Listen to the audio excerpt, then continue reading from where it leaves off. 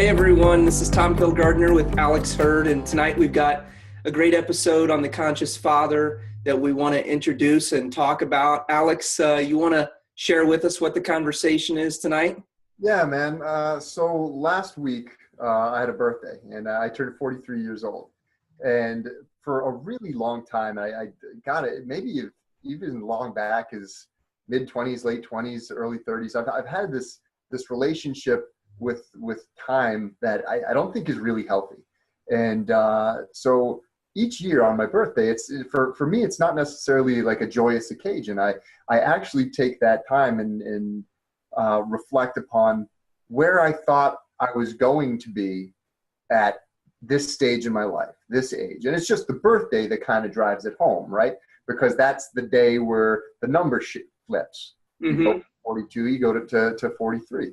And for some reason, I put so much thought into where I should be at this stage in my life. And I've realized that basically what I'm saying is I'm not as successful as I should be. I'm not as professionally happy as I should be. I haven't reached my full potential like I should have. And I want to make sure that those things aren't being relayed to my children. And I realize it completely starts and ends with me. But I wonder, one, is there any aspect of that they're catching on to? And two, I want to make sure that they don't, because I don't want them to equate success or goal setting or meeting your goals with what age you are. Mm-hmm. You know, starting at, at 22, we're supposed to be, or at 18, we're supposed to be graduating high school. At 22, we're supposed to be graduating college, even though college isn't it for everybody. At this age, I'm supposed to be engaged. At this age, I'm supposed to be married, so on and so forth. I don't want the milestones of their lives to be marked by a flip in the calendar. Yeah. So. Yeah, absolutely. Well, one thing I want to say that I just want to kind of hold you accountable a little bit. I know you do the same for me, is the word should. I think we need to be really mindful and careful about using that word, because we can should all over ourselves. And it's so often used because there is some part of us that feels like we should be doing things differently, or we should be somewhere different than where we are right now. But that's a really tricky word. It kind of starts to create an expectation that then creates pressure. And then that's all derived, I feel, from fear. A heaviness. Yeah. A heaviness and a burden. Yeah. Yeah. So I love what you're saying, though. I think it's fantastic because I can relate, even though a couple of weeks ago I turned 32. So I'm just a couple of years younger than you. And, but, first of all, I just wanted to say that before the show, I had this thought that came to me that I want to say right now. And that is, there is some grandparent that's watching this episode right now, whether it's a grandmother or a grandfather, and I want you to be on this show. I know you know who you are as I'm speaking right now. And I know because you have wisdom, and we want the grandparent energy. This is not just, you've got kids that are 7 and 5, and I've got kids that are 2 and 6 months. And that's a fantastic age to talk about what it means to be a conscious parent, right? But it doesn't end. It's a lifelong journey. So just a side note before I dig in here, that I want somebody that feels called to being a guest on our show to reach out to us so that we can have a conversation and get what it's like from, the bird's eye view of being a grandparent, and how age has evolved for you now being in your later years of life. So turning 32, Alex, it's did you want to say anything to that? No, I love that idea. Okay. Yeah. Great. So turning 32 a couple of weeks ago, it's funny because I had a friend say, 32, yeah, it's just one of those passing numbers, that doesn't really mean anything. And I'm not one to really put up a flag and yell from the mountains that it's my birthday. I love to celebrate with my wife and a couple friends or something, but nothing out of the norm. And so I didn't go into it with really like I'm turning 32 or anything like that. But I do genuinely feel that when we turn a different age, there's some part of our subconscious, the deeper bubbling realm of our mind, that's thinking much deeper than the, habitual brush my teeth, got to do this task and got to take the kids to this place or whatever. That really marinates and really sort of kind of comes full circle with the day that you were born and the year before. And for me, coming into the year of 32 is something that surprised me. Was I really felt for the first time that I'm in my 30s. Like it was I'm now a father of 2 kids, and 30 and 31 were, to be honest with you, kind of confusing years. 30, particularly for me, was a little dark. I had some, really kind of lost, confused thoughts and feelings about who I was. And I didn't relate it with 30 at all. But looking back, I can see that maybe there was some pieces of that played into that, mindset. But it really brought me into this feeling of, wow, like I'm no longer a 20-something. I'm really coming into my adulthood. And it was definitely a different shift that I had felt in any previous year of my life.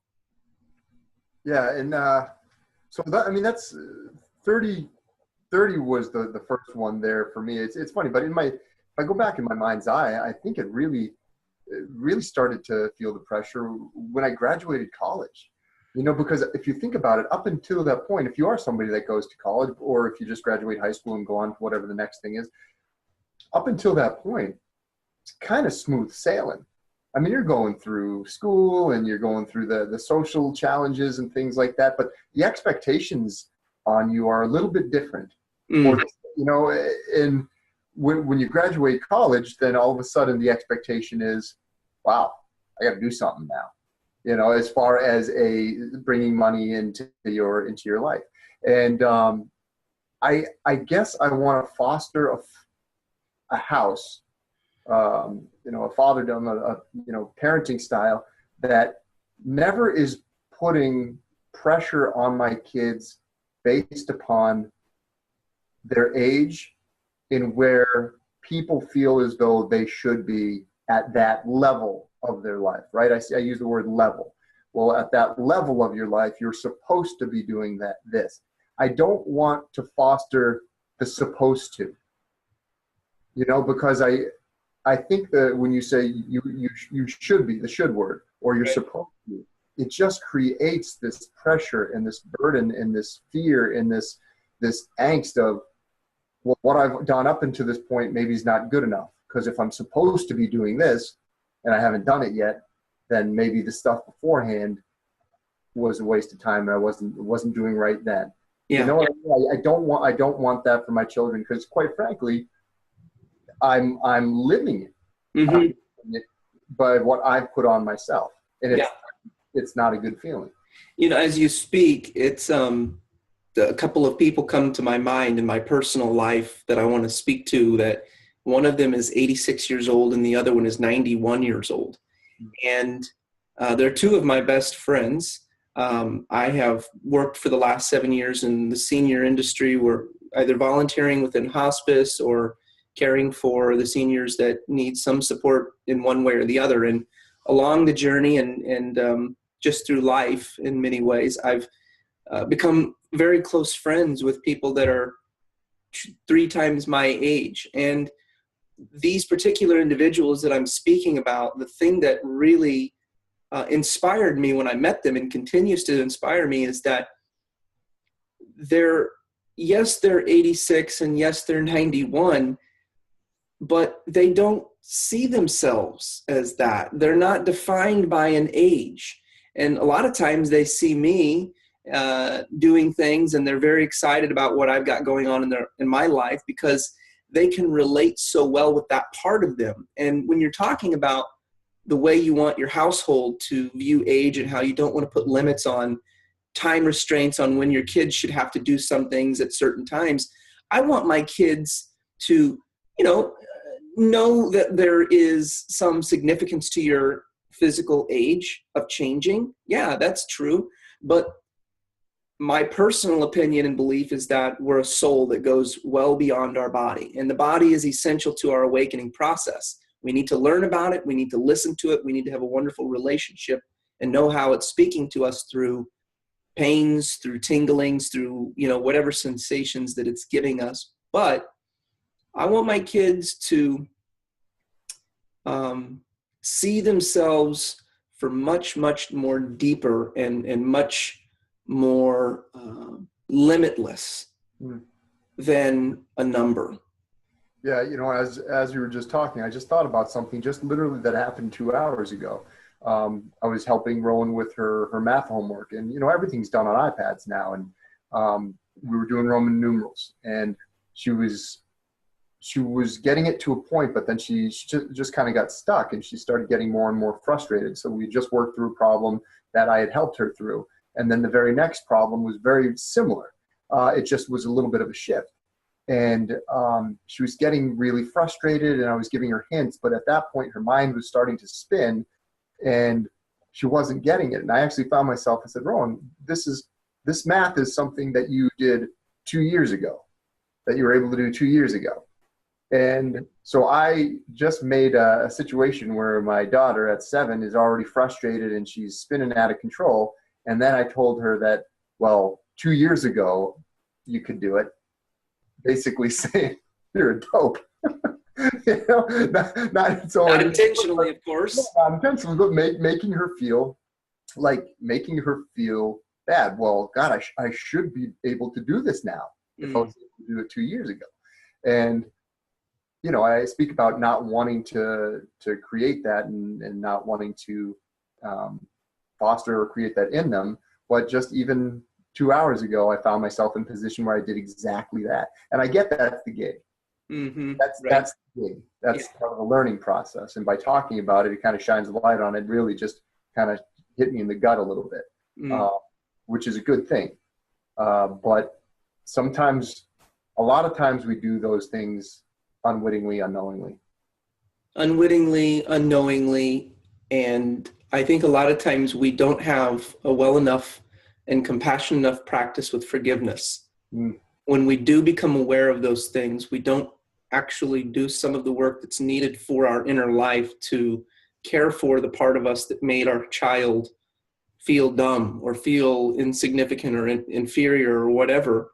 We don't, a lot of times we as parents, I think we have that awareness of, ooh, should have said that, or I shouldn't have done that the way that I did it. I could have handled it a different way. And that's a great, let's be real, a lot of parents never come to that mindfulness, that awareness. So just that step alone is huge, that they were able to recognize that they could have done it a little bit differently. I could have handled it differently.